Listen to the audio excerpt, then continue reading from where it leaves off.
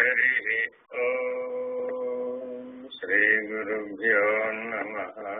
హరి ఓం బ్రహ్మానందం పరమసుఖదం కేవలం జ్ఞానమూర్తిం ద్వంద్వాతీతం గగన సదృశం తత్వమస్యాదిలక్ష్యం ఏకం నిత్యం విమలమచలం సర్వధీ సాక్షిభూతం భావాతీతం త్రిగుణరహితం సద్గురుం నమామి. నమో బ్రహ్మాదిభ్యో బ్రహ్మ విద్యా సాంప్రదాయ కర్తృభ్యో వంశ ఋషిభ్యో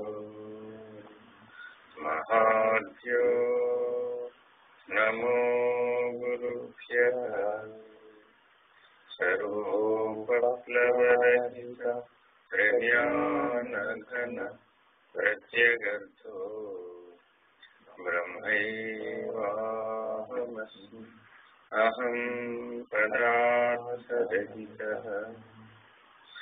సదాశివసమారంభాః వ్యాసశంకరమధ్యమాః అస్మదాచార్యపర్యంతాః వందే గురుపరంపరాం. హరి ఓం గురుభ్యో నమః. హరి ఓం. ప్రారంభించండి కృష్ణప్రసాద్ గారు. 21వ పేజీ 2వ శ్లోకము. బోధోన్యసాధనేభ్యో హి సాక్షాన్మోక్షైక సాధనం ఆకస్య వహ్నివజ్ఞానం వినా మోక్షో న సిద్ధ్యతి. ఈ శ్లోకంలో మనం కొంత దూరం విచారణ చేశాం. అవునండి. మోక్షం అనేటటువంటి సౌధాన్ని చేరుకోవాలి అంటే ప్రతి పనికి కూడా ముఖ్యమైనటువంటి సాధనములు, ముఖ్యమైనటువంటి మార్గం, ముఖ్యమైనటువంటి ప్రధానమైనటువంటి ఏది అవసరమో దానిని చెప్పటం. అదిగాక అనుషంగికమైనటువంటి సాధనాలు అంటే అర్థం ఏమిటి? దానికి ఒక ఉపమానం చెప్పారు. వంట చేయడానికి సామగ్రి అంటే వంట పాత్రలు, వంట సామాగ్రి ఎంత అవసరమో నిప్పు లేకుండా మనం వంట చేయలేం. కాబట్టి మోక్షైక సాధనం అయినటువంటి జ్ఞానాన్ని సముపార్జించాలి. స్వరూప జ్ఞానం అనే జ్ఞానం లేకుండా అంటే మళ్ళీ జ్ఞానం అంటే అనేక రకాల జ్ఞానాలు, అన్ని జ్ఞానాలే అనుకుంటామేమో. ఆ జ్ఞానాలన్నీ పనికిరావు. స్వరూప జ్ఞానం మాత్రమే సాక్షాత్ మోక్షైక సాధనం. కాబట్టి ఆ స్వరూప జ్ఞానం అనేది నిప్పు వంటిది, అగ్ని వంటిది. అగ్ని లేకుండా వంట తయారు చేయడం ఎలా సాధ్యం కాదో, స్వరూప జ్ఞానం లేకుండా మనం మోక్షాన్ని పొందడం సాధ్యపడదు. ఈ రీతిగా జాగ్రత్తగా మనం గమనిస్తే ఈ ఉపమానాన్ని మన రోజువారీ జీవితం జాగ్రత్తగా ఎట్లా వినియోగించుకోవాలి అనేది ఆలోచించాలి. అంటే మనం వ్యవహార కాలంలో ఉంటాం కదా, మెలకువలో వ్యవహార కాలంలో ఉన్నాం, బాహ్య వ్యవహార కాలంలో, స్వప్నంలో ఆంతరిక జగత్తుతో వ్యవహారంలో, గాఢ నిద్రావస్థలో అంతరాంతరాలలో ఇంకా చిత్తం, అహంకారం అనేటటువంటి స్థాయిలో వ్యవహారాన్ని కలుపుతూ ఉన్నాం. అప్పుడు 3 అవస్థలలోనూ 3 శరీరాలతో 3 ప్రపంచాలతో వ్యవహరిస్తున్నవాడు జీవుడు. ఈ జీవభావం నుంచి నేను ఆత్మస్వరూపుడు అనే స్వరూప జ్ఞానంలో మేలుకొన్నటువంటి ఆత్మానుభూతి కలిగినటువంటి వాడెవడో వాడు ఈ ధరిస్తున్నాడు. ఈ ధరించడం అనేది అతని వల్ల మాత్రమే సాధ్యమవుతుంది. కాబట్టి జాగ్రత్తగా గమనించుకున్నట్లయితే ఈ ఆత్మానుభూతి మానవులందరికీ ఎంతో అవసరమై ఉంది. ఎందుకనంటే స్వరూప జ్ఞాన నిష్టలో ప్రతి ఒక్కరూ ఆత్మస్వరూపులే అయి ఉన్నారు.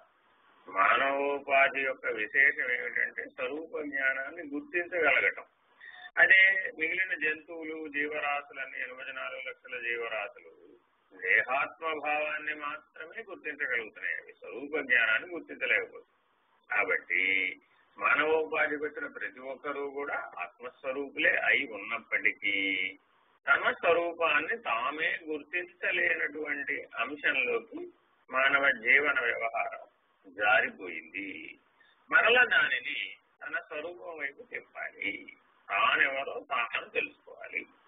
తాను ఆత్మస్వరూపుడు, సాక్షిస్వరూపుడు, జ్ఞానస్వరూపుడు, ప్రకాశస్వరూపుడు, ఆనంద స్వరూపుడు. కాబట్టి స్వరూప జ్ఞానంలో ఈ 5 లక్షణాలు ఉన్నాయి. అవేమిటవి? పునశ్చరణ మనం చేసినట్లయితే ఆత్మస్వరూపుడు, జ్ఞానస్వరూపుడు, ప్రకాశస్వరూపుడు, సాక్షి స్వరూపుడు, ఆనంద స్వరూపుడు. ఇలా జాగ్రత్తగా ఈ 5 లక్షణాలని నిరంతరాయంగా మననం చేసినటువంటి వాడు మాత్రమే దీనిని ధరించగలుగుతారు. ఇది ధరించాలి అంటే తప్పక ఈ ఆత్మబోధని అనుసరించాలి. ఆత్మబోధ అనటంలో ఉద్దేశం ఏంటంటే ప్రతి ఒక్కరూ తాము ఏదై ఉన్నారో వారికే గుర్తు చేయడం అనమాట. ఆ గుర్తు చేసే విధానంలో ప్రతి ఒక్క శ్లోకంలో కూడా ఒక్కొక్క ఉపమానాన్ని స్వీకరించి గుర్తు చేస్తున్నారు. ఈ శ్లోకంలో వంట చేయడానికి నిప్పు ఎలా అవసరమో అలా మానవ జీవితానికి స్వరూప జ్ఞానం అనేది చాలా అత్యవసరమై ఉంటుంది. అదే వంటనం అనేటటువంటి నిర్ణయాన్ని తెలియజేస్తారు. ప్రసాద్ గారు. అనంతాత్ముడైన నన్ను అనంతము నుండి వేరైనట్లు చూపునది అజ్ఞానము, అవిద్య. అజ్ఞానము అంతమొందించినచో ఆత్మానుభూతి కలుగగలదు. రెండు స్టేట్మెంట్లని జాగ్రత్తగా పరిశీలిస్తే అనంతం నుంచి నేను వేరే నిన్ను పరిమితమై ఉన్నాను అని అనుకోవడమే అజ్ఞానం. అజ్ఞానం అంటే నిర్వచనం ఇచ్చారు. ఏ ఆవరణ చేతైనా సరే నువ్వు ఆవరించబడి ఆ ఆవరణ యందు మల విక్షేప ఆవరణ దోషాలని త్రివిధ దోషాలని అనుభవిస్తూ ఉండటం చేత నేను పరిమితమైన వాడను అనే భావం చేత దుఃఖాన్ని పొందుతున్నావు. ఇది అజ్ఞానం. నువ్వు అనంతుడవు అని మొదటి లక్షణాన్ని గుర్తు చేశారు. స్వరూప జ్ఞానంలో మొదటి లక్షణం ఏంటి? ఇప్పుడు నేను అనంతుడను, సర్వవ్యాపకుడను. నీ శరీరం అంతా నువ్వు ములుగురితో సందులేక వ్యాపించే ఉన్నావా లేదా? అలాగే అనంత విశ్వం అంతా కూడా ములుగురితో సందులేక వ్యాపించినటువంటి స్థితి ఉన్నది. ఇది అది సామ్యమై ఉన్నది. ఒకే పోలిక. ఇక్కడ ములుగురితో సందులేక దేహమంతా వ్యాపించి ఉన్నాం. ఆ వ్యాపక లక్షణం చేత అనంత విశ్వం అంతా కూడా ములుగురితో సందులేక వ్యాపించి ఉన్నాం. ఇది మొదటి లక్షణం. ఈ వ్యాపక ధర్మాన్ని దృష్టిలో పెట్టుకుని నీ అజ్ఞానాన్ని తొలగించాలి. అజ్ఞానాన్ని తొలగిస్తే మిగిలేది జ్ఞానం. చాలా మంది ఏం ఏం నేర్చుకుంటున్నావు, ఏం జ్ఞానాన్ని పొందేవు అని అడుగుతుంటారు. స్వరూప జ్ఞాన విషయానికి వచ్చేటప్పటికీ తొలగించబడవలసినవి తొలగించగా శేషించినది మాత్రమే మిగిలిపోతుంది. ఆ శేషించినటువంటి స్థితిలో ఉన్నదే స్వరూప జ్ఞానం. అంటే బయట నుంచి ఎక్కడి నుంచో మనం తెచ్చుకొని పొందేది కాదు. అంటే అన్యవత్ వేరుగా ఉన్న స్థితిలో నుంచి మనం తెచ్చి పొందేటటువంటివన్నీ కూడాను ఐహిక పారమార్థిక విషయాలు మాత్రమే అట్లా సాధ్యమవుతుంది. ఐహిక విషయంలోనేమో పదార్థ విజ్ఞానంతో ఉంటుంది. పారమార్థిక విజ్ఞానం అంతా శక్తి క్షేత్రంతో ముడిపడుతుంది. కాబట్టి జాగ్రత్తగా గమనిస్తే ఈ రెండు ఒకదానిని ఒకటి పరిపూరకం సంపూరకంగా పూర్తి చేస్తుంది. కానీ స్వరూప జ్ఞానం ఎల్లప్పుడూ ఉంటుంది. సృష్టి ఆది చెందు ఉంది, సృష్టి అంతంలో కూడా ఉంది. కాబట్టి దానికి అనంతమని పేరు. కాబట్టి అనంతం అనేటటువంటి స్థితిని మనం తెలుసుకోలేటువంటి ప్రయత్నం చేస్తున్నాము. తద్వారా అంతమయ్యేటటువంటి వాటన్నింటినీ నేను కాదు, నేను కాదు, నేను కాదు, నాది కాదు, నాది కాదు, నాది కాదు, నా ఇది, నా ఇది, నా ఇది అంటూ వాటిని నిరసిస్తే మిగిలిపోయి ఉండేది అనంతమే. ఈ రెండు వాక్యాలలో చాలా ఒక్క నిర్ణయాన్ని అందించారు. చదవండి. అసలు అజ్ఞానం ఎందుకు తెచ్చుకున్నానండి నేను? ఎప్పుడైనా ఒకటి గుర్తు పెట్టుకోవాలి. పాదరసం శుద్ధంగా ఉన్నప్పుడు శుద్ధంగానే ఉంది. అది నేల మీద పడగానే దానికంటే తక్కువ సాంద్రత కలిగినవంటి అన్ని కూడా దాన్ని అంటుకున్నాయి. అది అన్నింటికంటే ఘనమైంది కాబట్టి అది సరాసరి పనిచేస్తుంది. ఎక్కడన్నా వేసామనుకోండి, సరాసరి ఆ భూమి ఆకర్షణకు లోనవుతుంది. అట్లాగే గురుత్వాకర్షణ ద్వారా అనేక బ్రహ్మాండాలు ఏర్పడినప్పటికీ ఆ బ్రహ్మాండంలో సృష్టి వ్యక్తమైనప్పుడు శుద్ధంగానే వ్యక్తమైంది. మొదట వ్యక్తమైనటువంటి సనక సనందనాదులు బ్రహ్మజ్ఞానంతోనే ఉన్నారు కదా, వాళ్ళకేం ఇబ్బంది రాలేదుగా. మొదట వ్యక్తమైనటువంటి ప్రజాపతులు బ్రహ్మజ్ఞానంతోనే ఉన్నారుగా, వాళ్ళకేం ప్రాబ్లం రాలేదుగా.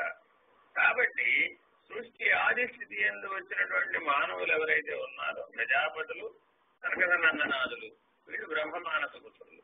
వీళ్ళకెవరికి ఇబ్బంది లేదు, వీళ్ళందరూ బ్రహ్మజ్ఞానంతో జీవించారు. కానీ కాలాంతరంలో ఏమైపోయింది? బ్రహ్మజ్ఞానం మరుగైంది.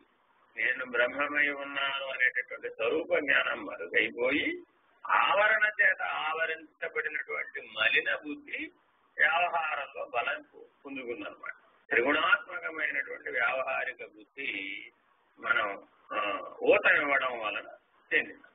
ఇట్లా జాగ్రత్తగా గమనిస్తే కాలాంతరంలో జరిగిన విశేషమే తప్ప ఇక్కడ వేరే అంశం ఏమీ కాదు. చదవండి. ఆత్మానుభూతికి ఇంద్రియములు సహకరించలేదు.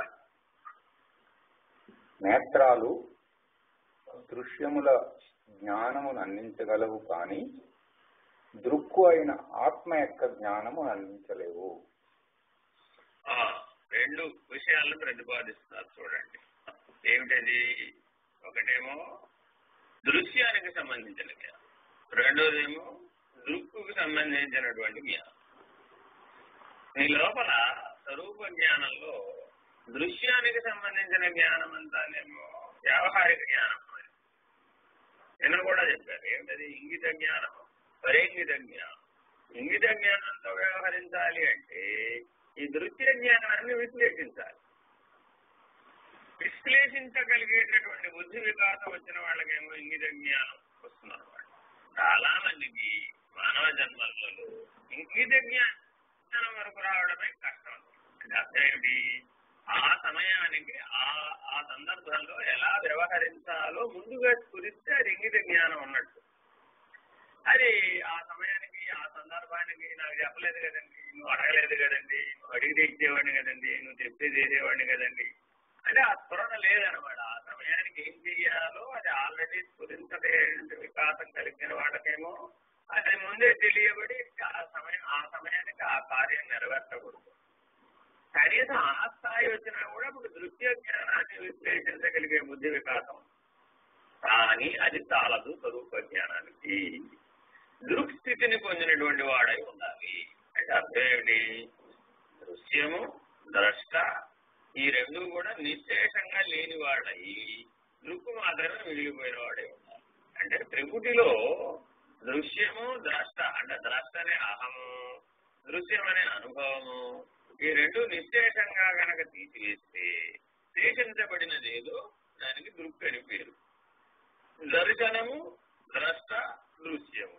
దర్శనమేమో క్రియ, ద్రష్ట ఏమో కర్త, దృశ్యమేమో అనుభవమైనటువంటి భోగ్యం. ఈ మూడు కూడా త్రిపుటిలో ఉంటాయన్నమాట. ఈ త్రిపుటిలో ఎప్పుడైతే సూక్ష్మీకరించబడి ఇవి లేనివి అయిపోతాయో అప్పుడు మాత్రమే దృక్స్థితి వస్తున్నాం అన్నమాట. ఈ దృక్స్థితిలో ద్విపుటి మాత్రమే ఉంటుంది. ఉత్పత్తి, లయం ఈ రెండుకి సంబంధించిన ద్విపుటి మాత్రమే ఉంటుంది. ఈ త్రిపుటి కూడా రహితమైన వాళ్ళేమో జన్మరాహిత్యాన్ని పొందినవాడు, త్రిపుటి మాత్రమే రహితమైనటువంటి వాళ్ళేమో జీవత్వం. ఈ రీతిగా జ్ఞానం నిన్ను పరిణమింపజేస్తుంది. కాబట్టి ఈ జ్ఞానాన్ని పొందడం, ఈ స్వరూప జ్ఞానాన్ని పొందడం ద్వారా నువ్వు దృక్స్థితికి చేరతావు. త్రిపుటిలో చిక్కుకోకుండా ఉంటావు. కనబడుతున్న దృశ్యంలోనూ చిక్కుకోవు, చూస్తున్నటువంటి కర్త అనే భావంలోనూ చిక్కుకోవు, దర్శనం అనే క్రియలో కూడా చిక్కుకోవు. సాక్షి అంటే ద్రష్ట లేకుండా ఉంటుందండి. ఈ మూడు త్రిపుటికి సాక్షి. వీణులు శబ్ద విషయములను తెలియజాలవు కానీ నిశ్శబ్దమై నిరంజనమై బాసిల్లు ఆత్మను ఎరుకపరచలేవు. అచక్షు స్తోత్రం ఒక్కొక్క ఇంద్రియానికి సంబంధించిన పరిమితిని చెప్తున్నారు అన్నమాట. ఇప్పుడు కళ్ళు ఉన్నాయి, కళ్ళు ఎంతవరకు చూడగలవు అంతవరకే చూడగలవు. ఆ ఇంద్రియం యొక్క పరిమితి అంతవరకే ఉంది. ఇంద్రియాతీతమైనటువంటి దాన్ని దృక్స్థితిని తెలుసుకోవాలి అంటే కన్ను అనే ఇంద్రియం తెలుసుకోగలరు. అలాగే వీణులనే ఇంద్రియం ఉందంటే చెవులు, ఇవి శబ్దగ్రాహ్యత ఎంత మేరకు ఉందో అంత మేరకే స్వీకరించగలవు. అంతకుమించి ఎక్కువైనా స్వీకరించలేవు, అంతకుమించి తక్కువైనా స్వీకరించలేవు. మనం చూడండి, అల్ట్రాసౌండ్ వేవ్స్ అంటాం. అల్ట్రాసౌండ్ వేవ్స్ మన చెవులు గుర్తించలేవు. సూపర్ సోనిక్ వేవ్స్ అంటాం, అవి గుర్తించలేవు. కాబట్టి ప్రతి ఇంద్రియానికి కూడా దానికి సంబంధించినటువంటి పరిమితి ఉన్నది. ఆ పరిమితిని దాటగానే ఆ ఇంద్రియ నిర్వీర్యం అయిపోతుంది. నియం పెట్టుకున్నా కూడా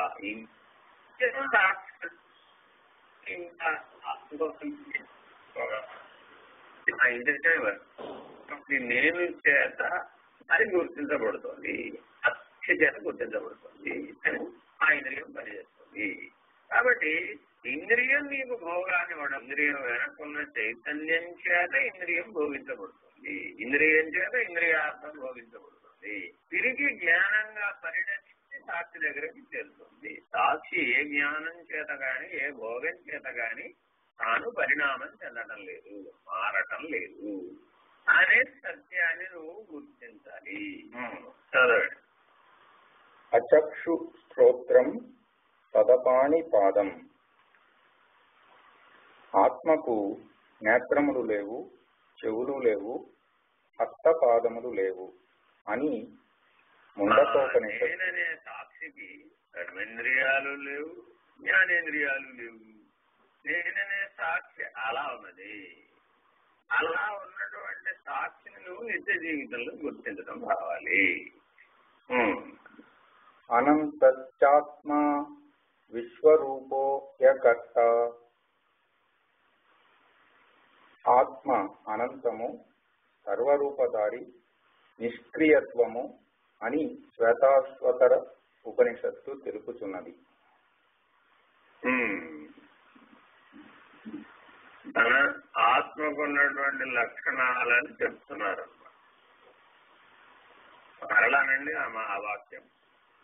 అనంతాత్మ విశ్వరూపోయకర్త.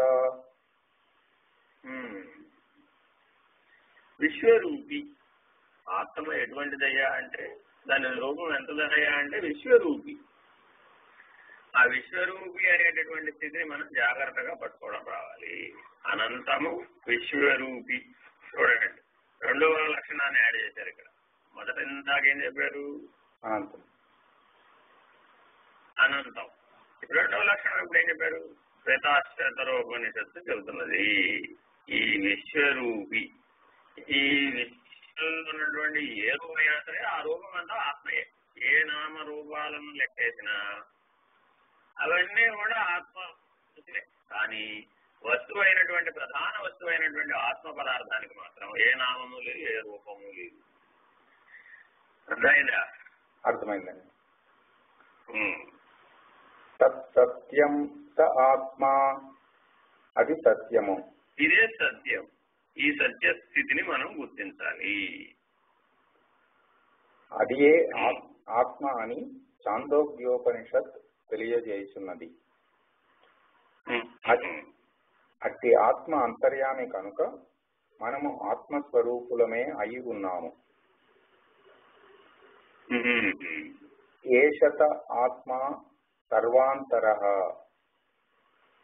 అందరిలో ఉండెడిని ఆత్మయే అతడు అని బృహదారణ్యకోపనిషత్ ప్రవచించుచున్నది. అన్ని ఉపనిషత్తులలో కూడా ఈ ఆత్మ వస్తువు గురించి అవి ఎలా వ్యాఖ్యానించిన వరుస క్రమంలో చదువుతున్నారు. అంతటా ఉన్నది అదే, అన్నిటా ఉన్నది అదే, అంతర్యామి అదే, అన్ని రూపములు అదే, అన్ని నామములు అదే, అన్ని స్థితులు అదే. ఒక్కొక్క దాంట్లో ఒక్కొక్క ఉపనిషత్తులు దాని యొక్క స్థితిని గురించి వివరించారు. ఆత్మ మనకు క్రొత్తది కాదు కనుక దానిని ఇది బాగా గుర్తుపెట్టుకోవాలి. ఆత్మ నవీనం. ఈ శరీరంలో, ఈ జన్మలో, ఈ శరీరంలో మనం ఒక నామాన్ని, ఒక రూపాన్ని పొందారు, ఒక సంస్కారాన్ని, ఒక అనుభూతిని అనుభవిస్తారు, ప్రపంచాన్ని భోగ్యంగా అనుభవిస్తూ ఉన్నాం. అయితే అది ఇప్పటికి మాత్రమే సత్యంగా తోస్తుంది. కానీ ఇది కొత్తది. శరీరం కొత్తగా తెచ్చుకున్నాడు, పేరు కూడా కొత్తగా తెచ్చుకున్నాడు, ప్రపంచానుభవం కూడా కొత్తగా ఉన్నట్టు తోస్తుంది. ఎప్పటికప్పుడు జీవుడు ప్రపంచం వెంట పడడానికి కారణం ఏంటంటే ఇది కొత్తది, ఇది కొత్తది, ఇది కొత్తది, ఇది కొత్తది అంటూ పరిగెడుతున్నాడు. మానవుడు పుట్టిన దగ్గర నుంచి పోయే వరకు ఈ నూతనత్వ అన్వేషణలో ఉంటాడు అన్నమాట. ఎప్పుడూ కూడా ఏ రోజుకి ఆ రోజు వాళ్ళేంటి వాట్ ఈజ్ టుడే స్పెషల్ అనే రీతిగా మానవ జీవితం సాగుతుంది. అక్కడ ఏమైనా ఇప్పుడు నూతనత్వ అన్వేషణలో ఉంటాడు. ఆ అన్వేషణ ఫలాన్ని అనుభవిస్తూ ఉంటాడు భోగ్యంగా. ఇట్లా అనుభవించేటప్పుడు చివరికి ఏం తెలుసుకోగలగాలయ్యా అంటే మానవ అనే పేరులోనే ఉంది. నువ్వు కొత్తవాడు కాదయ్యా, నువ్వు సనాతనుడవు, నువ్వు ఆత్మస్వరూపుడవు. సృష్టి ఆది ఎందుకు ఏ చైతన్యం ఉందో, ఏ సాక్షి ఉన్నాడో, ఏ అంతర్యామి ఉన్నాడో, ఆ సాక్షి, ఆ అంతర్యామి, ఆ సనాతనమైనటువంటి వాడు, ఆ చైతన్యం ఇప్పుడు కూడా వాడే ఉన్నాడు. ఇప్పుడు వేరే కొత్తవాడు వచ్చాడా అంటే రాలేదు. జాగ్రత్తగా గమనిస్తే అలా ఎవరు కూడా నూతనత్వంగా నూతనమైన ఆత్మ అనడానికి అవకాశం లేదు. ఆతనమైనటువంటి ఆత్మ ఏది ఉన్నదో అదే ఉన్నది ఇప్పుడు. కనుక దానిని కొనేది ఉండదు, ఉన్నదే కనుక కొనే ప్రసక్తి లేదు. లేని దానిని పొందేందుకు కనుక దానిని కొనేది ఉండదు, ఉన్నదే కనుక కొనే ప్రసక్తి లేదు. లేని దానిని పొందేందుకు బయట నుంచి తెచ్చుకునే ప్రసక్తి లేదు. లేని దానిని పొందేందుకు కృషి అవసరము, ఉన్న దానిని పొందేందుకు కృషి అవసరం ఏమున్నది? ఋషిలా దర్శించారు. గొప్ప విషయం చెప్పారు. ఏం చెప్పారు? ఏమండి, లేని దానిని పొందాలి అంటే చాలా ప్రయత్నం చేయాలి, సాధన చేయాలి. ఉన్నదానిని పొందాలంటే ఏం చేయాలి? ఎక్కడి నుంచి ఏ ప్రయత్నం చేస్తావు? ఉన్నదానిని గుర్తిస్తే చాలు. అక్కడ ఏం చేయమంటున్నాడు? నేను సాక్షి అని గుర్తించమంటున్నాడు. ఆత్మ యొక్క లక్షణాలని గుర్తిస్తే నువ్వు ఆత్మస్వరూపుడివే అవుతున్నావు. అదే నువ్వు జీవ లక్షణాలతోనే గుర్తిస్తే జీవుడివే అవుతున్నావు. నీ గుర్తింపును బట్టే నీ జీవితం ఉంటుంది. నేను మారిపోయేవాడను, నేను నిరంతరాయంగా పరిణామం చెందుతున్నవాడను, నేను ఎప్పటికప్పుడు నూతనమైనటువంటి రూపాన్ని, నామాన్ని సంతరించుకుంటున్నాను, నూతనమైనటువంటి జీవనాన్ని అన్వేషిస్తున్నాను, నూతనమైనటువంటి అనుభవాన్ని అన్వేషిస్తున్నాను, నూతనమైన ప్రపంచాన్ని అన్వేషిస్తున్నాను, నూతనమైనటువంటి జ్ఞానాన్ని పొందుతున్నాను అనేటటువంటి వాడు అంతా జీవభావంలో. వీడెప్పుడు ఈ రోజు పచ్చిమిరకాయ బజ్జి, రేపు జిలేబీ, ఇలా వెతుక్కుంటూనే ఉంటాడు. కానీ సనాతనమైనటువంటి ఆత్మస్వరూపం సర్వకాలములందు, సర్వదేశములందు, సర్వ అవస్థలందు ఉన్నది కాబట్టి గుర్తిస్తే చాలు, దాన్ని తెలుసుకునే ప్రయత్నం లేదు. ఋషిలా దర్శించటమే, అట్టి దర్శనమే జ్ఞానము. ఇలా ఉన్నది ఉన్నట్లుగా చూసినటువంటి వాళ్ళు ఎవరైనా ఉన్నారా? ఎవరైనా ఉన్నారా అన్న ప్రశ్నకు వచ్చేసేటప్పటికి ఏమైపోయినప్పుడు సహజంగానే ఉన్నారండి. ఆ ఉన్నవారి పేరు ఋషి. యథార్థ దర్శనం కలిగినటువంటి వారెవరో వారు ఋషులు. ఉన్నది ఉన్నట్లుగా చూసిన వారెవరో ఉన్నది ఉన్నట్లుగా చూసిన దాని యొక్క లక్షణాలు చెప్పారు అన్నమాట. ఆ దర్శనం సత్య దర్శనం చదువుతాడు. జ్ఞానమును తెలియచేయువాడు సద్గురువు. జ్ఞానమనున్నది సిద్ధాంతము కాదు, తత్వము కాదు, సాధన కూడా కాదు. మళ్ళా ఆ 4 మాటలు పడతారు. జ్ఞానమును తెలియచేయువాడు సద్గురువు. జ్ఞానమనున్నది సిద్ధాంతము కాదు, తత్వము కాదు, సాధన కూడా కాదు. ఈ 3 బాగా గుర్తుపెట్టుకోవాలండి. స్వరూప జ్ఞానాన్ని తెలియజేసేవారెవరు వారు సద్గురువు. ఆయన ఏం తెలియజేస్తాడు అంటే జ్ఞానం సిద్ధాంతం కాదు, జ్ఞానం తర్వాత ఏంటి తత్వం కాదు. జ్ఞానం సిద్ధాంతం కాదు, జ్ఞానం తత్వం కాదు, సాధన కూడా ఏంటిది సాధన కూడా కాదు. చూడండి ఈ 3 మాటల్ని బాగా అర్థం చేసుకున్న వాళ్ళు ఎవరో వాళ్లే స్వరూప జ్ఞాన నిష్టను పొందుతారు. ఎట్లాట మానవుడు పదార్థ జ్ఞానానికి సంబంధించినవన్నీ దేంట్లో బిగించేశాడు అంటే సిద్ధాంత జ్ఞానంలో బిగించేశాడు. ఇది సిద్ధాంతం అన్నాం. అనంగా ఏమైంది, దానికి ఒక పరిమితి వచ్చింది. కొంతమంది ఏం చేశారు, పదార్థ పరిమితిని దాటి శక్తి పరిధిలో దాన్ని విశ్లేషించారు. అది తత్వజ్ఞానం. శక్తి పరిధిలో చేసినటువంటి ప్రయోగాలు మంత్రశాస్త్రం, తంత్రశాస్త్రం, యంత్రశాస్త్రం ఇత్యాదులు కనపడని పరోక్ష జ్ఞానం అన్నమాట. ఇదంతా కూడా అదంతా కూడా ప్రయత్నం చేస్తే తత్వం అదనే లక్ష్యంతో దానిని తెలుసుకొనుట, దానిని పొందుట అనే లక్షణం ద్వారా ఈ త్వము ఆ తత్తు దిశగా పరిణామం చెందేటటువంటిదంతా తత్వము. ఇదంతా శక్తి పరిధిలో సూక్ష్మంగా ఉండదు అనమాట. ఇదంతా చైతన్య పరిధిలో ఉండదు. ఇదంతా కూడా యథార్థమైనటువంటి జ్ఞానం కాదు. మూడో సంగతి ఏం చేశారు, మూడో సంగతిలో తత్వము కాదు, సాధన సిద్ధాంతము కాదనేటప్పటికీ మరి సాధన దేనికోసం చేయాలి? మరి ఈ 2 అయినప్పుడే సాధనతో పని వచ్చింది. ఏదైనా సరే ఉన్న విషయం, కనబడుతున్నటువంటి విషయం, పదార్థగతమైనటువంటి విషయంలో పొందాలి అంటే సాధన చేయాలి. పోనీ ఈ త్వము ఆ తత్స్థితిని పొందాలి అంటే, తత్వమతి అవ్వాలి అంటే సాధన చేయాలి.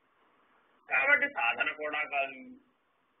ఈ 3 కాకుండా అంటే ఈ 3ంటికి పరమైనటువంటిది అనే సూచన ఇందులో వేశారు. కాదని చెప్పడం ఉద్దేశం ఏంటంటే నువ్వు వాటిని పొందవద్దని కాదు, ఏ సాధన చేయవద్దని కాదు. చేసిన తర్వాత నీకు ఒక ప్రశ్న వస్తుంది, దానవతల ఇంతేనా, దానికి ఏమైనా తత్పరంచావలోకయే, దీనికంటే అవతల ఏమైనా ఉందా అన్న ప్రశ్న వచ్చినప్పుడు ఇది లేకుండా పోగా శేషించిపోయినటువంటిది ఏదైతే ఉందో దానికి ఆత్మ, ఆ పరమైనటువంటి స్థితికి ఆత్మ అంటే. కాబట్టి అన్ని సిద్ధాంతాలకి పర సిద్ధాంతం ఏదైతే ఉందో అదే ఆత్మ. అన్ని తత్వాలకి పరతత్వం ఏదైతే ఉందో అదే ఆత్మ. అన్ని స్థితులకి పరమైనటువంటి స్థితి ఏదైతే ఉందో ఆ పరమాత్మ. అన్ని సాధనలకి అవతల ఏదైతే ఉందో ఆ పరమైనటువంటి స్థితిని ఆత్మ అనే సూచనని అందిస్తున్నారు. కాబట్టి నువ్వు ఏ సిద్ధాంతం దగ్గర ఆగిపోకూడదు, ఏ మజిలీ దగ్గర ఆగిపోకూడదు, ఏ అనుభవం దగ్గర ఆగిపోకూడదు, ఏ సిద్ధి దగ్గర ఆగిపోకూడదు, ఏ సాధన దగ్గర ఆగిపోకూడదు, ఏ తత్వం దగ్గర ఆగిపోకూడదు. తత్వంలో కూడా చాలా ఉన్నాయి. అనేక తత్వ సమన్వితంగా సృష్టి ఉన్నదనమాట. అనేక శక్తుల సమాహారం కావచ్చు. ఏదో ఒక శక్తి స్వాధీనపడినంత మాత్రాన వద్దు అని చెప్తున్నారు. గురుబోధను ప్రశాంతంగా ఆలకిస్తే చాలు, జ్ఞానము కలుగుతుంది. జ్ఞానమే ఎక్కడికక్కడ ఏం చేయమంటున్నాడు, ఏమంటే మరి నాకు ఎవరు దారి చూపుతారు అంటే ఎక్కడికక్కడ ఆయా స్థితి అనుసరించి, ఆయా వలయాలను అనుసరించి, ఆయా పరిస్థితులను అనుసరించి దాంట్లో నిష్ణాతులై ఉన్నటువంటి వాళ్ళు మీకు సశరీరులు అశరీరులు ఎవరో ఒకరు గురు పరంపర మార్గదర్శనం చేస్తుంది.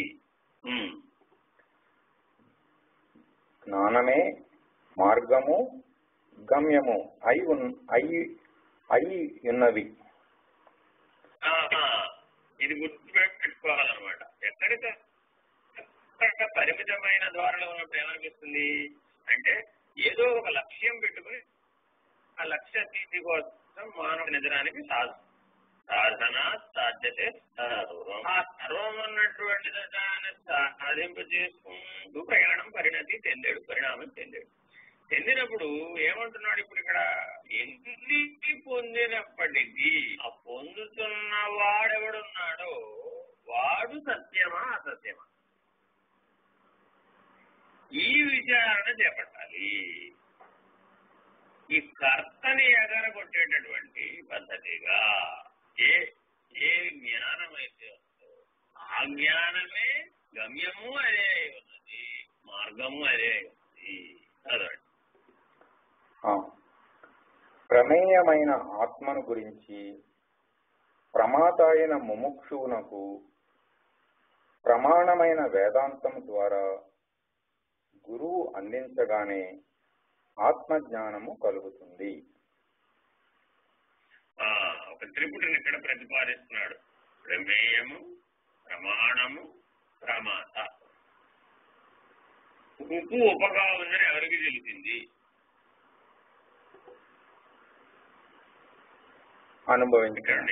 అనుభవించిన వారు. ఎవరు తిన్నారో వాడికి తెలిసిందండి, అంతే కదా. అసలు ప్రమాత ఎవరు? తిన్నవాడు. ఉపగా ఉందనే నిర్ణయం ఎవరికి దేని వల్ల కలిగింది? ప్రమేయం అనే జ్ఞానం వల్ల కలిగింది. ఇది ఉప్పేనండి అని నిర్ణయం ఇచ్చినటువంటి ప్రమాణం చెప్పిన ప్రమాణం దేని వల్ల కలిగింది? ఆ ఉప్పు వల్ల కలిగింది. కాబట్టి ఇప్పుడు అక్కడ ప్రమాణము ఉంది, ప్రమేయం అనే జ్ఞానము ఉంది, ఇంకేముంది? ప్రమాత అనే కర్త కూడా ఉన్నాడు. ఇలా ప్రతి దాంట్లోనూ ఈ మూడిట్లో ఉన్నాడా లేడా? ఉన్నాడు. త్రిపుటి తల్లి గర్భంలో ఉన్నాడండి. మన వాళ్ళందరూ ఎక్కడి నుంచి మొదలయ్యారు? తల్లి గర్భంలోనే మొదలయ్యారు. తల్లి గర్భంలో ఉన్నాడండి. ఉన్నాడా లేదా? ఉన్నాడు. ఉన్నాడన్న జ్ఞానం ఎవరికి ఉంది? ఉన్నవాడికి. ఎవరు ఉన్నారో వాడికి ఉంది. ఆ గర్భస్థ నరకం యొక్క అనుభవం కూడా ఎవరికి ఉంది? వాడికే ఉంది. ఆ తల్లి గర్భం యొక్క పరిమితి యొక్క అనుభవం కూడా ఎవరికి ఉంది? వాడికే ఉంది. కాబట్టి ఆ తల్లి గర్భం అనే పరిమితిని తెలుసుకోవడం కోసమే శిశువు గిరగిరా తిరుగుతూ ఉంటాడు. తల్లి గర్భంలో గిరగిరా తిరుగుతూ ఉన్నాడు పరిణామంలో భాగంగా. తాను ఇక వికసించడానికి అవకాశం లేదు అనేటటువంటి నిర్ణయం వచ్చేంత వరకు ఆవిడకు నొప్పులు రాల.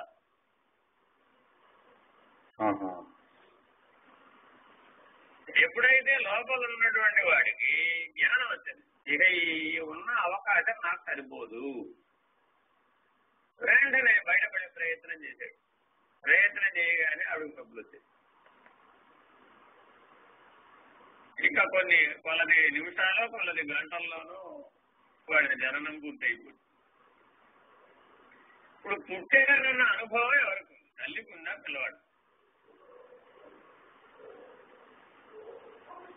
పిల్లవాడికే ఉంది మొదట.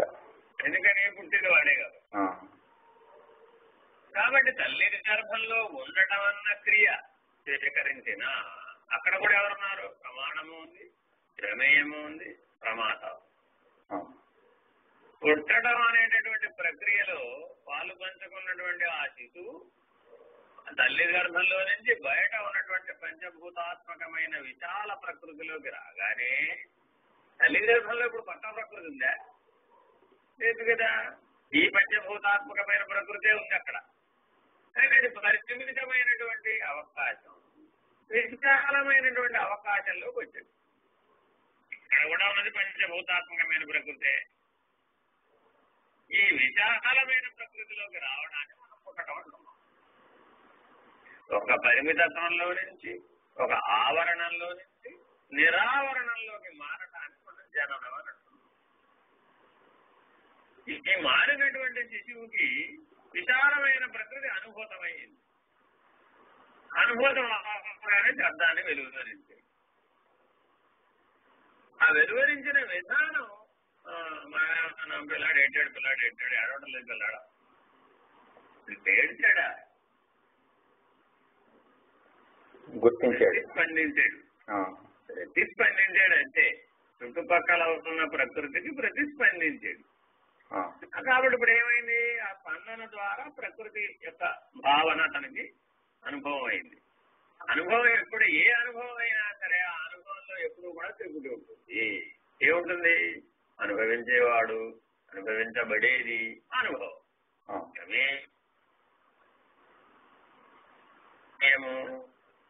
ప్రమేయము, ప్రమాణము, మాట.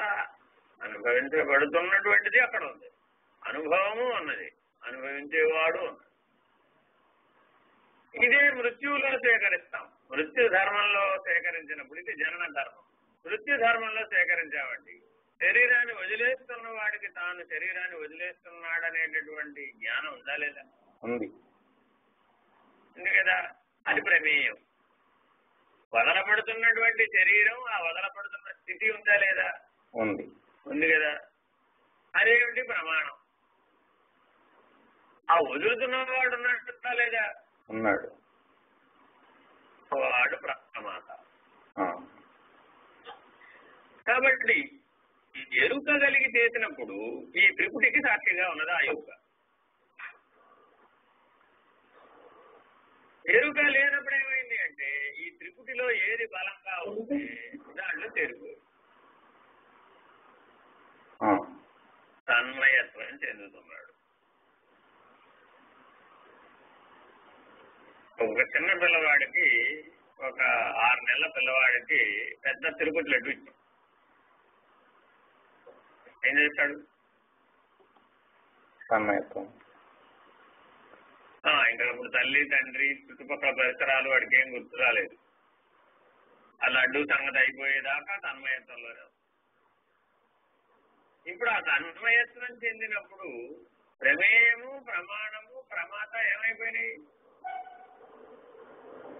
కలిసిపోయినాయి. కలిసిపోయినాయి. ప్రమేయము, ప్రమాణము వచ్చి ప్రమాతలో కలిసిపోయినాయి. ఆ కలిసిపోవడానికి తన్మయత్వం అన్నాం. ఈ ప్రమాత అన్నటువంటి స్థితిలో స్వరూప జ్ఞానం మేలుకుందనుకో, అప్పుడు ఎరుక కలిగింది. కలిగేటప్పటికి ఏమైంది? ఈ త్రిపుటికి వేరైపోయాడు, సాక్షిగా నిలబడ్డాడు. అది ఆత్మ, అది స్వరూప జ్ఞానం.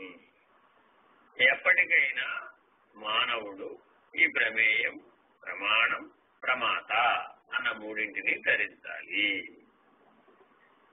సాధన, తత్వము, సిద్ధాంతం, ఈ మూడింటిని ధరించాలి. అట్టి జ్ఞానబోధన ఆలకించుటలో ప్రమేయమైన ఆత్మ ప్రమాత అయిన తానేనని ముముక్షువు గ్రహించి, గుర్తించి అనుభవించటం జరుగుతుంది. ఆత్మయే దర్శించదగినది అని బృహదారణ్యకోపనిషత్తులో యాజ్ఞవల్క్య మహర్షి తన భార్య అయిన మైత్రేయికి తెలియజేయటం జరిగినది.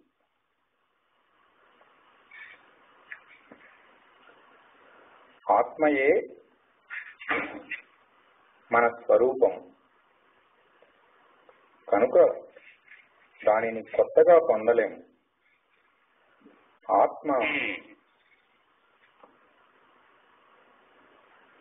ఆత్మ అనంతము కనుక దానిని దర్శించలేము.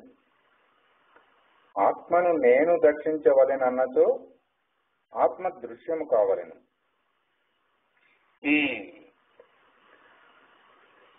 ఆత్మ నేను దర్శించుటకు దృశ్యమైనచో పరిమితమగును. అనంతాత్మ పరిమితమగుటెట్లు?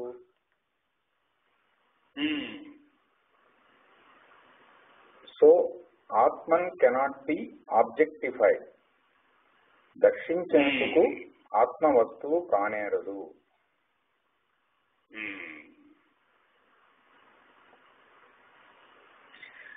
అది మనం ఈ విచారణంతా ఈ ఉపనిషత్తుల ఆధారంగా ఇక్కడ వ్యాఖ్యలో ఇదంతా ఎందుకు చెప్తున్నారంటే, మనం రోజువారీ జీవితంలో జీవించేటప్పుడు మనం ఈ త్రిపుటికి బంధితులం అవుతూ ఉంటాం. ఎప్పటికీ దృశ్యమో, లేకపోతే శబ్దమో, లేకపోతే రసమో, లేకపోతే స్పర్శయో, మనకు 5 కదా జ్ఞానేంద్రియాలు, లేకపోతే గంధము, శబ్ద స్పర్శ రూప రసగంధాలనే 5 జ్ఞానాల చేత మనం వ్యవహరిస్తూ ఉంటాం. ఇవి వ్యవహరించినప్పుడు ఏమైంది? ఆయా పరిమితులు దానికి వర్తించినాయి. మరి ఏ పరిమితి వర్తించినా అది ఆత్మ అవుతుందా? వెంటనే ఈ ప్రశ్న రావాలన్నమాట రోజువారీ జీవితంలో. ఇది ఆత్మ విచారణ అంటే. ఏ అనుభవం కలిగినా ఆ అనుభవంలో ఎప్పుడు ఎవరుంటారు? ప్రమేయము, ప్రమాణము, ప్రమాత, దృశ్యము, దర్శనము, దుఃఖష్ట. ఉన్నారా లేరా? ఉన్నారు. ఎప్పుడైతే ఇలా ఉన్నాయో వాటి చేత అది పరిమితించబడింది. పరిమితించబడినటువంటిదంతా అనాత్మ. మార్పు చెందేదంతా అనాత్మ. అనంతమైనది, విశ్వరూపమైనది ఏదైతే ఉన్నదో అది ఆత్మ. ఆత్మ సత్యమైనది అంటే మార్పు చెందనిది. అనంతమైనది, విశ్వరూపమైనది, మార్పు చెందనిది అనే 3 లక్షణాలను మనం గుర్తించాలి. చదవండి. దృక్ అంటే ఎరుకే కదండి? దృక్ అంటే ఎరుక. అది కేవలము వస్తురహిత చైతన్యమై ఉన్నది. Very important. ఇప్పుడు వంట చేసే ఆవిడకి అన్ని వస్తువులు అవసరమా కాదా? వస్తువులు లేకుండా వంట ఎలా చేస్తుంది? ఆవిడేమడుగుతుంది? ఇక్కడ వంట సామాగ్రి లేకుండా వంట ఎలా చేస్తానండి అంటుంది. సరే, ఈ వంట చేసే ఆవిడ ఆ వంట సామాగ్రి అయిపోయిందా? ఇప్పుడు అవలేదు. కానీ ఆ వంట సామాగ్రిని ఎలా వాడాలనే జ్ఞానం ఉండాలి ఆవిడకి. ఉండాలి. ఆవిడ వంట చేసిందా? ఆవిడలో ఉన్న జ్ఞానం వల్ల వంట తయారైందా? జ్ఞానం వల్ల వంట తయారైంది అనుకోవడం బదులు ఆవిడే వంట చేసింది అనుకో.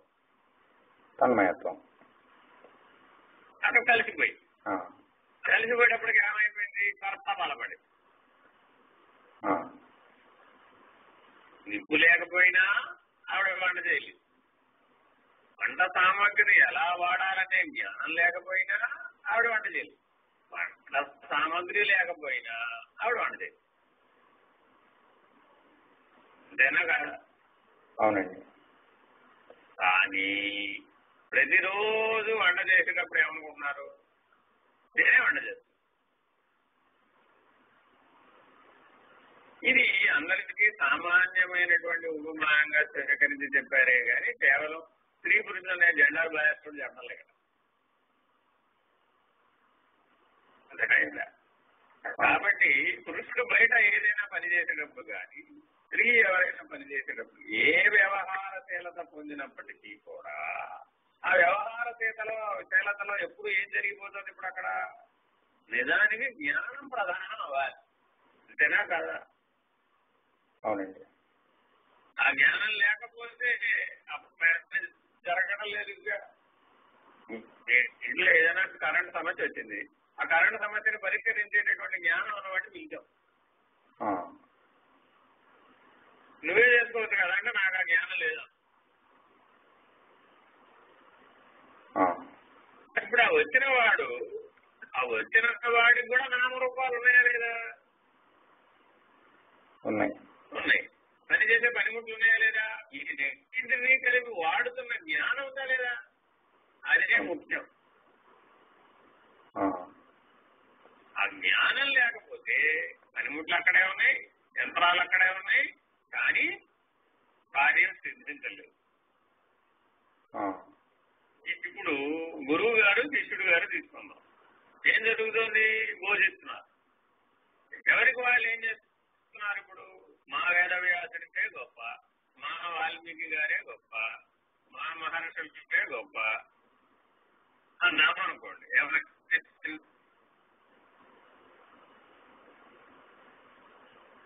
మా గురువు గారే గొప్ప పరిమితం. కాబట్టి ఏం సమస్య వచ్చింది? ఇప్పుడు అమరు వాళ్ళతో తన్మయం చెందావు. నిజానికి బోధిస్తున్నటువంటి గురు తత్వంలో ఏముంది? జ్ఞానం.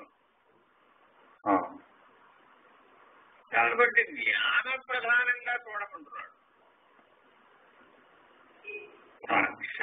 మోక్షకై ఇప్పుడు జ్ఞానం కదా.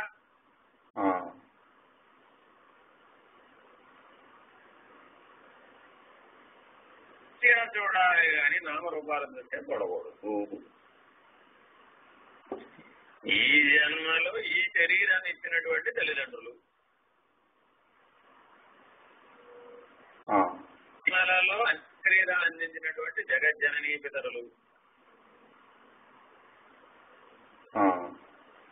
వీళ్ళు తల్లిదండ్రులు, వాళ్ళు తల్లిదండ్రులే.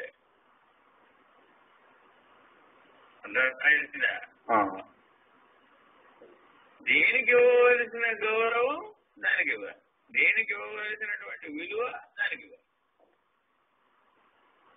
భార్య గారు ఇంపార్టెంటా కాదా? భర్త గారు ఇంపార్టెంట్ కాదా?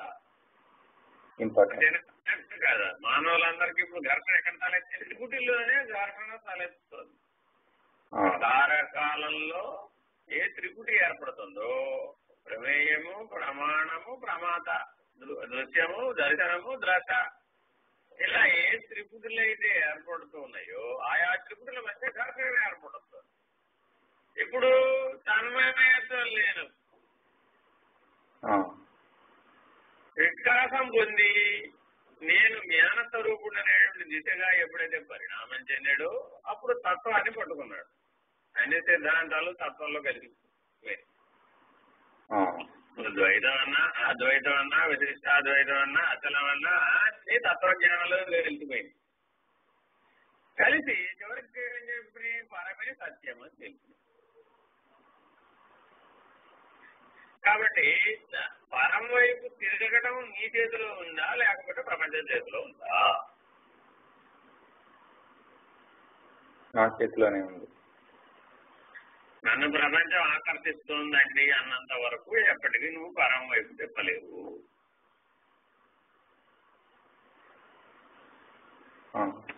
చిట్ట చివరికి పరము పరాత్పరంలో ఈ నేననేవాడు ఉంటున్నాడా? ఉండట్లేదు. ఈ దృక్కనే ఎరుక కూడా పరాత్పరంలో లేదు. కాబట్టి దృశ్యం చేత బాధించబడటం, దర్శనం చేత బాధించబడటం, ద్రష్ట చేత బాధించబడటం నుంచి వేరై దృక్ అనేటటువంటి ఎరుక స్థితిని పొంది పరాన్ని దృష్టి లక్షించినప్పుడు ఏమయ్యాడు? ఈ దృక్ అనే ఎరుక రహితమైపోతాడు. మొదటేమో త్రిపుటికి అతీతంగా ఉన్నటువంటి దృక్ స్థితికి రావాలి. ఆ తదుపరి దృక్ అనే ఆవరణ రహితం చేసుకోవాలి. త్రిపుటిలో అంతా ఏముంది? మల విక్షేపాదులు ఉన్నాయి. వాటికి జాగ్రత్తగా అతీతం అవ్వాలి. చదవండి.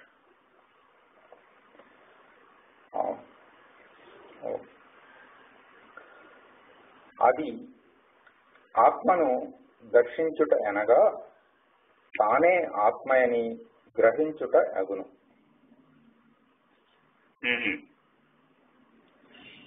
భార్య మగబిడ్డను ప్రసవించినది. తపాలా ఆలస్యము చేత వార్త భర్తకు అందలేదు.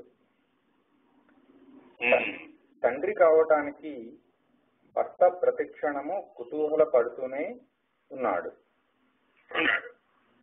యథార్థానికి తాను తండ్రి అయ్యే ఉన్నాడు. ఇచ్చట కావలసింది తండ్రికి వార్త తెలియుటయే కాని తల్లి మళ్ళీ ప్రసవించనవసరం లేదు. అది చాలా ముఖ్యమైన విషయం. అలాగే మనము ఆత్మయే అయి ఉన్నాము. కావలసింది జ్ఞానం ఒక్కటియే. అది ముఖ్యమైనది. జ్ఞానం అంటే గుర్తించుట. జ్ఞానం అంటే ఏంటి? ఇప్పుడు అక్కడ గుర్తించుట. త్రిపుటిని విడివిడిగా గుర్తు బాగా గుర్తు పెట్టుకోవాలి. జ్ఞానము అంటే ఏంటంటే పూరి గుర్తు. ఈ రెండింటినీ కలిపితే జ్ఞానం అని అంటాం వేదాంతంలో. అర్థమైందా? అంటే త్రిపుటిని విడివిడిగా గుర్తించటం. ఎప్పటికప్పుడు ఏం చేయాలి? త్రిపుటిని విడివిడిగా గుర్తించి త్రిపుటికి సాక్షిగా గుర్తించబడాలి. కలవకూడదు. త్రిపుటిలో కలిసిపోకూడదు అన్నమాట. కలిసిపోతే ఏమైపోతుంది? అప్పుడు దాన్ని పొందలేడుగా. అర్థమైందండి. అందుకని ఇప్పుడు ఏమంటున్నాడు? ఇప్పుడు ఈయన తండ్రి అని తెలుసుకోవడం కోసమని ప్రత్యేకంగా ఇప్పుడు నువ్వు మరలా ఆవిడకు అనాల్సిన అవసరం ఉందా? అవసరం లేదు. అవసరం లేదు కదా. ఆయన అది అయ్యే ఉన్నాడు కదా. కేవలం అది అయ్యే ఉన్నాడని తెలుసుకోగలగాలి అంతే. కాబట్టి గురి గుర్తు కనుక నీకు తెలిస్తే తెలుసుకోగలుగుతావు. గురి అంటే ఏంటి? లక్షణం. ఇప్పుడు ఆయన తండ్రి అయ్యాడంటే తండ్రి అనేది లక్షణమే కదా. అట్లాగే ఆత్మస్వరూపం యొక్క లక్షణాలను కనుక తెలుసుకున్నట్లయితే, ఆ లక్షణాలను గుర్తించినట్లయితే ఏమయ్యావు? అప్పుడు అది అయ్యావు.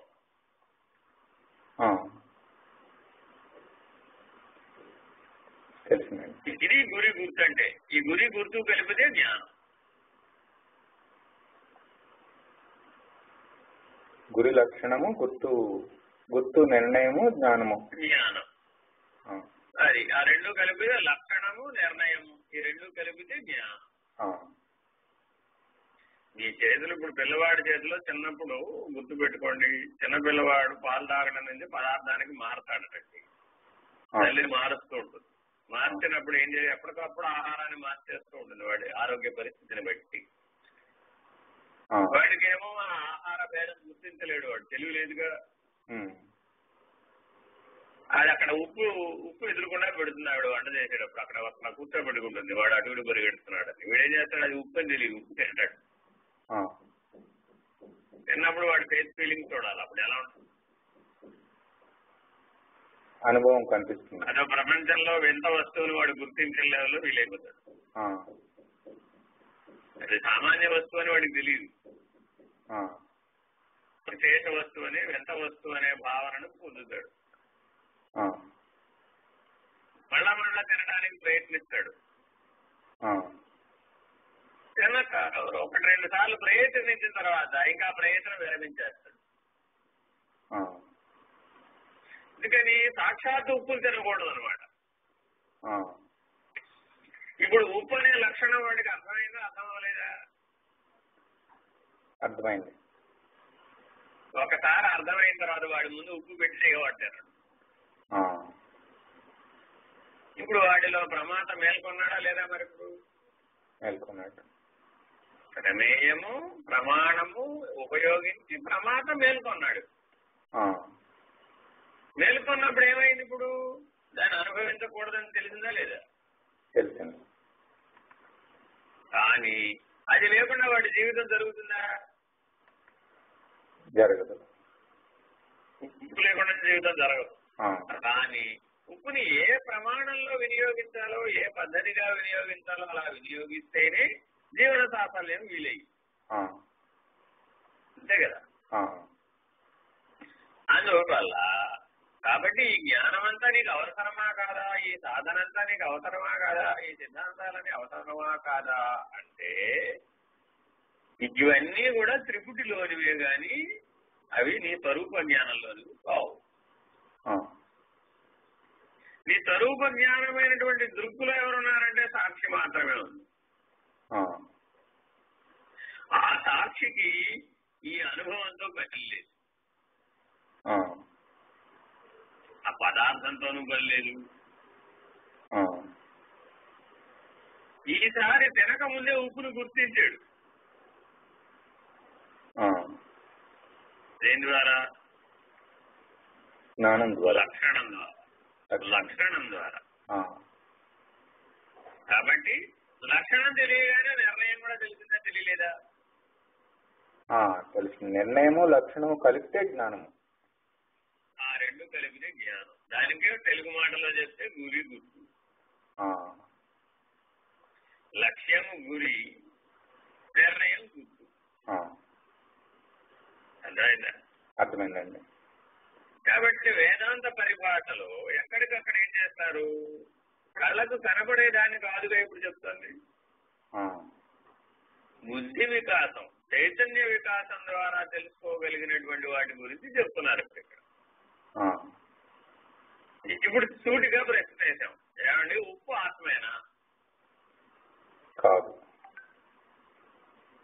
ఆత్మ కాలేదంటూ ఏది లేదని ముందే చెప్పేసాగా.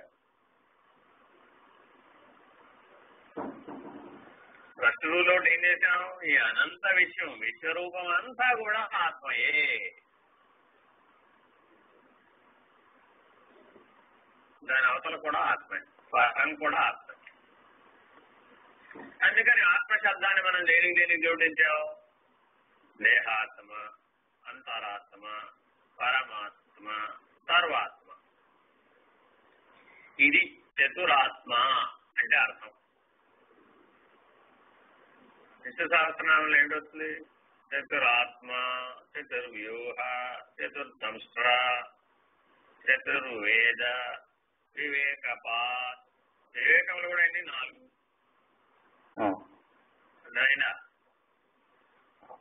చతుర్వేద వివేకపాత్. 5 కాదండి వివేకములు. అవును, అది వివేకం అంటే చతుర్వేద వివేకపాత్. 4 వేదములకు సంబంధించిన వివేకం. ప్రయోగం కలిసి వాడాడు. అదైనా కాబట్టి చతురాత్మ అంటే ఎవరెప్పుడు? దేహాత్మ, అంతరాత్మ, పరమాత్మ, సర్వాత్మ. అయినా ఇప్పుడు దేహాత్మ లక్షణాలు మనకు బాగా తెలిసినా తెలియలేదా? ఆత్మ అన్న శబ్దం దగ్గర తెలుగులో చెప్పాలంటే నేను, సంస్కృతంలో చెప్తే ఆత్మ, తెలుగులో చెప్తే నేను. దేహమే నేను. అక్కడ ఏం తెలియాలి? లక్షణము తెలియాలి, నిర్ణయము తెలియాలి. అప్పుడు ఆ జ్ఞానం. రెండో స్టెప్ అంతరాత్మ. సర్వభూతస్తమాత్మానం సర్వభూతాని చాత్మని ఈక్షతే యోగయుక్తాత్మ సర్వత్ర సమదర్శన. భగవద్గీత చూడండి, ఆత్మశబ్దాన్ని ఒకే చోట ఆ శ్లోకంలో ఎలా వాడారు? సర్వభూతస్తమాత్మానం సర్వభూతాని చాత్మని ఈక్షతే యోగయుక్తాత్మ సర్వత్ర సమదర్శన. దాంట్లోంచే వచ్చింది సమత్వం యోగం వచ్చేదే. ఇది కొంచెం తెలియలేదండి. అన్ని 24 లక్షల జీవరాశులు అన్నింటిలో కూడా ఇప్పుడు ప్రమాణ ఉన్నాడా లేదా? ఉన్నాడు. ప్రమాణకు సాక్షి ఉన్నాడా లేదా? సాక్షి చైతన్యం పనిచేస్తుందా లేదా? ఉన్నాడు. ఆ సాక్షి చైతన్యం ఆత్మ, అది అంతరాత్మ. నీలో ఏ ఆత్మస్వరూపం ఉందో సర్వత్రా కూడా అదే ఆత్మస్వరూపమే ఉందని గుర్తించగలగాలి. ఆ స్వరూప జ్ఞాన దృష్టితో గుర్తించగలగాలి. అప్పుడు మెట్టి ఎక్కినాడు. ఎక్కడికి వచ్చాడు ఇప్పుడు? అంతరాత్మ. అది ఎరుక. ఇంకో మెట్టి ఎక్కాడు. ఇప్పుడు అక్కడేమొచ్చినప్పుడు పరమాత్మ. సమిష్టిలో కూడా గుర్తించాడు. ఇప్పుడు బ్రహ్మాండ సృష్టి మీద గుర్తించాడు. పంచభూతాల యొక్క పంచీకరణ అపంచీకృతం. పంచీకృతమైనటువంటి పంచభూతాలకి సాక్షి, అపంచీకృతంగా ఉన్నటువంటి పంచభూతాలకు కూడా సాక్షి. ఆయన ఎవరు? ఆయన అనే ఆత్మ. ఇప్పుడు అక్కడ ఆయన అంటే ఆవిడ అనాల్సింది. ఆవిడ అంటే ఆదిశక్తి. మరి ఆయన అంటేనేమో మహేశ్వరుడు. ఇట్లా ఎక్కడికక్కడ ఏం చేశారు? నామరూపాత్మకంగా నీ బుద్ధి యొక్క భావనకు అందుబాటులోకి తెచ్చే ప్రయత్నం చేశారు. కానీ నిర్గుణ స్థితి కదా సాక్షి చైతన్యానికి, సగుణ సాకార్థం కాదు కదా. ఎందుకని? దేహంలో ఉన్న ఆత్మస్వరూపాన్ని చూసామండి. అది నిర్గుణమా సగుణమా? సగుణము. నిర్గుణం. సాక్షి ఎప్పుడు నిర్గుణం. త్రిపుటిలోకి దిగి వస్తే సగుణం. దేహంలో ఉన్నారు కదా. దేహంలో ఉన్నా సరే సాక్షి లేడా? ఉన్నాడు. కాబట్టి సాక్షిని గుర్తించినప్పుడు ఎలా ఉన్నాడు? ఈ దేహ స్ఫురణ లేకుండా ఉంది, ప్రపంచ స్ఫురణ లేకుండా ఉంది. అప్పుడు ఏమైంది? సగుణం సాకారం పనిచేయలేదుగా, నిర్గుణ నిరాకారంగా. కుండలో ఉన్న ఆకాశం, కుండ బయట ఉన్న ఆకాశం వేరుగా ఉందా? లేదు. ఆకాశంలో కుండ ఉందా? కుండలో ఆకాశం ఉందా? ఆకాశంలో కుండ ఉంది. ఆకాశమే ఉందా? అసలు కుండ ఉందా? ఆకాశమే ఉంది. ఆకాశం ఉందా? ఆకాశానికి అవతల ఉన్న సాక్షి ఉన్నాడా? అవతల ఉన్న సాక్షి ఉన్నాడు. సాక్షి ఉన్నాడా? సాక్షి అతీతంగా ఉందా? ఇప్పుడు సాక్షి అతీతంగా ఉంది. ఇది పరమైనటువంటి నడక.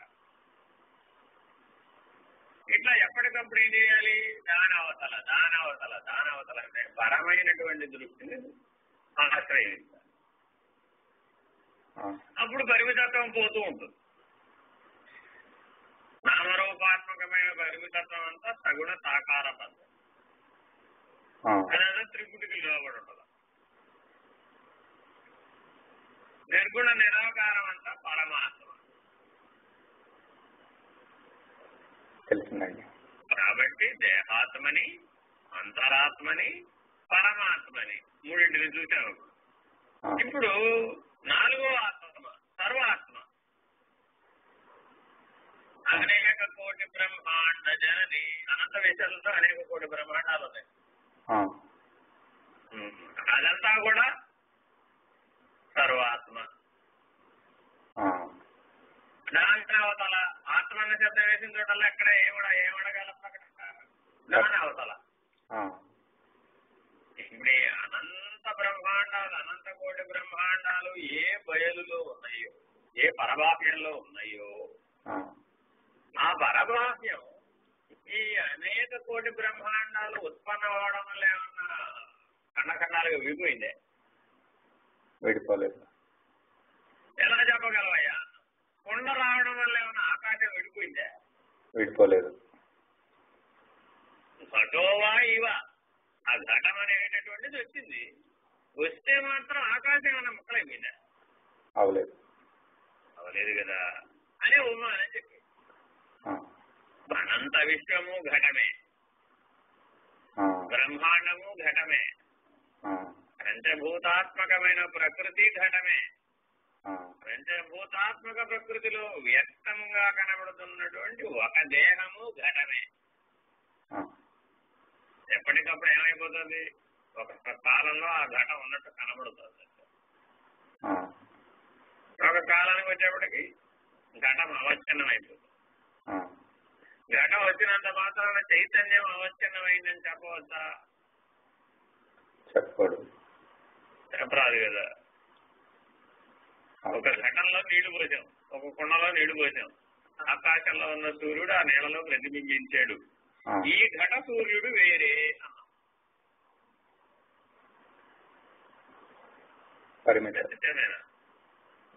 పరిమిత సత్యం. ఘటనలో సూర్యుడు లేడైపోతుంది, ఉన్నాడు. ప్రతిబింబం ఎలా చెప్తావా? నీళ్లు వేడెక్కినాయి కదా. ఘటనలో సూర్యుడు ప్రతిబింబించడం వలన నీళ్లు వేడెక్కినాయి కాబట్టి సూర్యుడు ఉన్నాడు. సూర్యుడు ఉన్నాడా? సూర్య ప్రతిబింబం ఉందే. సూర్యుడున్నాడు, సూర్య ప్రతిబింబము ఉన్నట్లు తోస్తోంది. అట్లాగే ఆత్మ యొక్క ప్రతిబింబం జీవుడు. ఆత్మేమో యథార్థ సూర్యుడు, నిజ సూర్యుడు. జీవుడేమో ఈ దేహంలో ప్రతిబింబించినటువంటి సూర్య ప్రతిబింబం. నీళ్ళు వేడెక్కుతున్నాయా లేదా? ఎక్కుతున్నాయి. ఎక్కినాయి. దానివల్ల ఏమైంది? ఇంద్రియానుభవం కలిగి. ప్రతిబింబ సూర్యుడు ఉండడం వలన ఇంద్రియానుభవం కలిగి. ఇప్పుడు ఘటం అనేటటువంటి కొండ అవసరమా కాదా? లేకపోతే నీళ్లు నిలబడవు. నీళ్లు నిలబడిన తర్వాత అనుభవం వచ్చిందా అంటే సూర్య ప్రతిబింబించిన తర్వాత అనుభవం వచ్చింది. అలాగే పంచభూతాత్మకమైనటువంటి ప్రకృతి దానికి సాక్షి. అలాగే బ్రహ్మాండము బ్రహ్మాండ సాక్షి. అలాగే అనంత విశ్వము విశ్వానికి సాక్షి. సాక్షి అన్న చోటల్లో ఈ ఆత్మశబ్దాన్ని వేసి దేహాత్మ, అంతరాత్మ, పరమాత్మ, సర్వాత్మ, ఈ 4 ఆత్మస్థితులని కలిపితే అఖండ ఎరుక. అయితే ఆవల ఉన్నటువంటి బయలు పరబాహ్యం ఏదైతే ఉందో ఆ పరబాహ్యంలో ఈ ఎరుక ఉందా?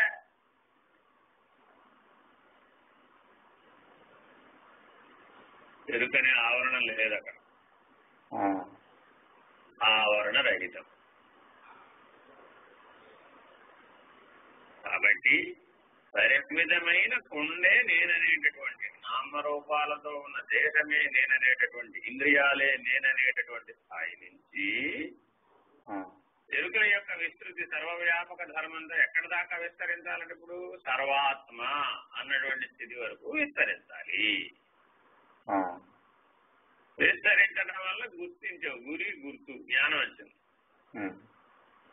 తర్వాత ఏం చేశాడు? ఇప్పుడు ఆవాల ఆ పరభాగ్యాన్ని చూపెట్టాడు. ఆయన అక్కడ ఉన్నావా? లేనన్నాడు.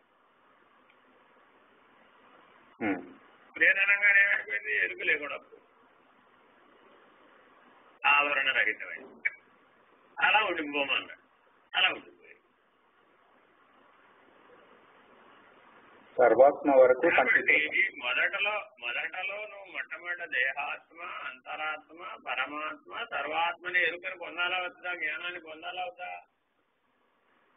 పొందాలి. పొందాలా? గుర్తించాలా? గుర్తించాలి. పొందాలి అంటే ఎక్కడో ఉంది, ప్రయత్నం చేసి అమెరికా వెళ్ళి పొందాలి. లేదు ఎక్కడో అంగారక గ్రహం మీద ఉంది, ప్రయత్నం చేసి అంగారక గ్రహం మీదకి వెళ్ళి అక్కడ పొందాలి. కాబట్టి పొందాలి అన్న వాక్యాన్ని ఇక్కడ నిషేధించడం. గుర్తించాలి. లక్షణము, నిర్ణయము. గుర్తించడం అనే దాంట్లో ఏమున్నాయి? లక్షణము, నిర్ణయము. అదే ఒక్కసారి లక్షణము నిర్ణయం అయిన తర్వాత ఇంకా మరలా ఆ నిర్ణయాన్ని వదిలిపెట్టి నువ్వు ఉండగలవా? ఉండలేను. ఎలాగు అన్నా? ఎలాగు అంటే తల్లి గర్భం నాకు చాలా లేదని పిల్లాడు బయటకు వచ్చేసాడండి. వచ్చేసిన తర్వాత అబ్బో ఈ బయట అన్ని కష్టాలు కావాలి, అంత సమస్యలు కావాలి, నేను మళ్ళా లోపలికి వెళ్ళిపోతాను. కుదురుందా? కుదరదు. కుదరదుగా. ఒకసారి పుట్టేశాడండి, బాల్య యవ్వన కౌమార వృద్ధాప్యాలుగా దేహం పరిణమించేసిందండి. దేహం పరిణమించిందా వాడు పరిణమించాడా? దేహం పరిణమించింది. ఎవరికైతే స్వరూప జ్ఞానం ఉందో వాళ్ళకేమైంది? దేహం పరిణమించింది. స్వరూప జ్ఞానం లేని వాడికి ఏమనిపించింది? వాడికి ఆపాదించింది. నేనే మొదలైపోయాడు, కర్తకు ఆపాదించబడి. కాబట్టి సగుణ సాకార పద్ధతిగా చూసినప్పుడేమో జీవభావంలోకి త్రిపుటిలోకి వచ్చేసాడు. నిర్గుణ నిరాకార లక్షణంతో చూడబడినప్పుడు సాక్షిగా ఆత్మగా ఉంటాడు.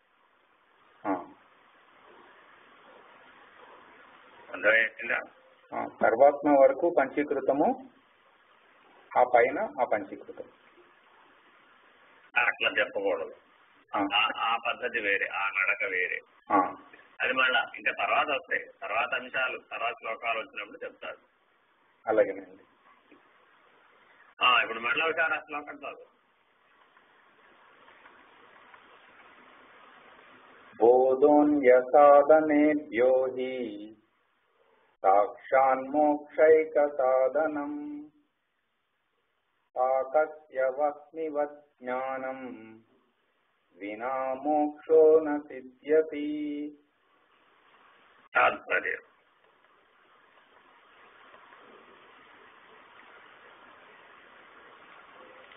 అందుచేతనే వంటకు నిప్పు వలె మోక్షమునకు జ్ఞానమొక్కటియే సాధన అయి ఉన్నదని ఆచార్యులు తెలియజేస్తున్నారు. కాబట్టి జ్ఞానం అంటే ఏమిటి? ఇప్పుడు లక్షణము, నిర్ణయం.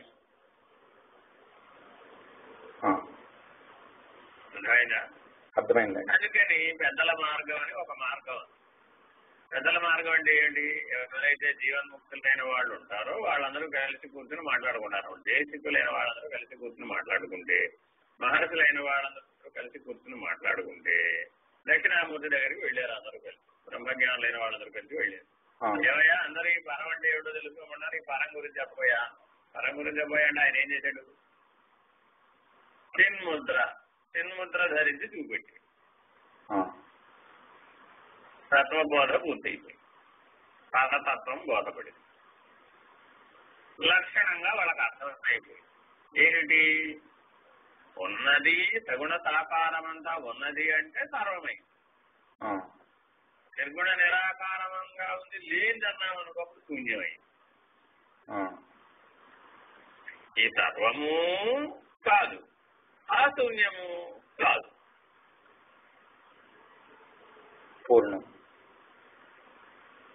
అనేటటువంటి పరిపూర్ణ స్థితిని సూచించాడు ఆయన.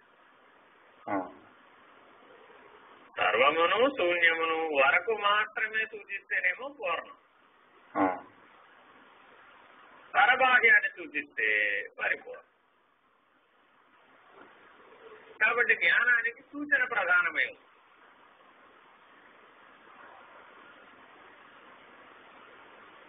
పరబాహ్యము లక్షణము నిర్ణయము అనేటటువంటి జ్ఞానాన్ని పొందాలి అంటే సూచన ప్రధానంగా ఉంది ఇప్పుడు అక్కడ.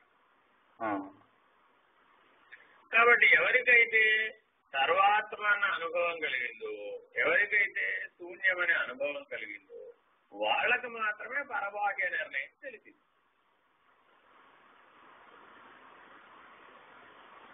పరబాహ్యం అంటే పూర్ణం కాదండి, పరిపూర్ణం. పరబాహ్యం అంటే పరిపూర్ణం.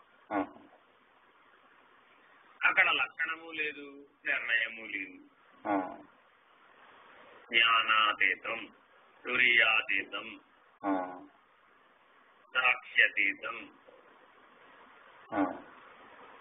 కాబట్టి ఈ పరిణామ క్రమంలో మనం మొట్టమొదటి దేన్ని ఆశ్రయించాలనుకని బోధ ద్వారా, సూచన ద్వారా మానవులందరూ లక్షణాన్ని, నిర్ణయాన్ని తెలుసుకోవాలి.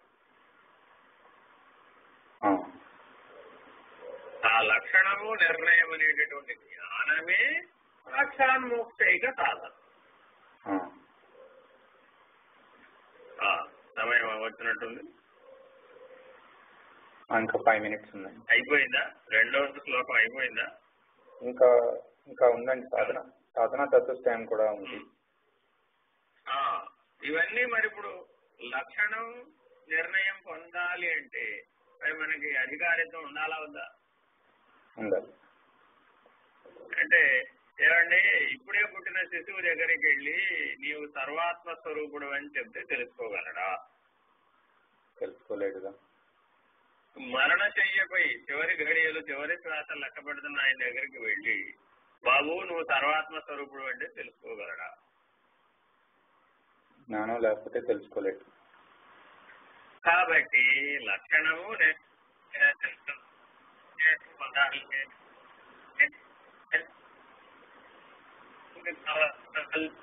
వంట చేయడానికి ఏం చేసింది? ముందు వంట పాత్రలన్నీ శుభ్రపరిచింది, సామగ్రి అంతా శుభ్రపరిచింది, వంట చేసే ప్రదేశాన్ని శుభ్రపరిచింది. అదంతా శుభ్రపరచాలంటే జ్ఞానం ఉండాలి. ఏ వ్యవహారం చేయాలన్నా జ్ఞానం ఉండాల్సిందే. జ్ఞానం లేకుండా ఏ వ్యవహారం లేదు. జ్ఞానశక్తే ఇచ్ఛాశక్తికి ప్రచోదనం చేసేది. ఇచ్ఛాశక్తి క్రియాశక్తిని ప్రచోదనం చేసేది. మరల క్రియాశక్తి ద్వారా లభించినటువంటి ఫలితమైనటువంటి సుఖ దుఃఖాలు పునః జ్ఞానశక్తిలోకి చేరుకుంటాయి. ఇలా ఇచ్ఛాక్రియ జ్ఞానశక్తుల మధ్య చక్రభ్రమణం జరుగుతుంది. అలాగే సృష్టి స్థితి లయాలు కూడా. అయితే ఇదంతా నీకు తెలియాలి అంటే నీకు సాధన చతుష్టయం అనేటటువంటి అధికారిత్వం ఉండాలి. నిత్యానిత్య వస్తు వివేకము, ఇహముద్రాత్మ ఫలభోగ విరాగము, ధర్మాది షట్క సంపత్తి, మోక్షం అనే సాధన చతుష్టయాన్ని మనం రేపు తెలుసుకున్నాం. హరి ఓం శ్రీ గురుభ్యో నమః. హరి ఓం. పూర్ణమద పూర్ణమిదం పూర్ణాత్ పూర్ణముదచ్యతే పూర్ణస్య పూర్ణమాదాయ పూర్ణమేవావశిష్యతే. హరి ఓం. ఓం శాంతి శాంతి శాంతి. హరి ఓం.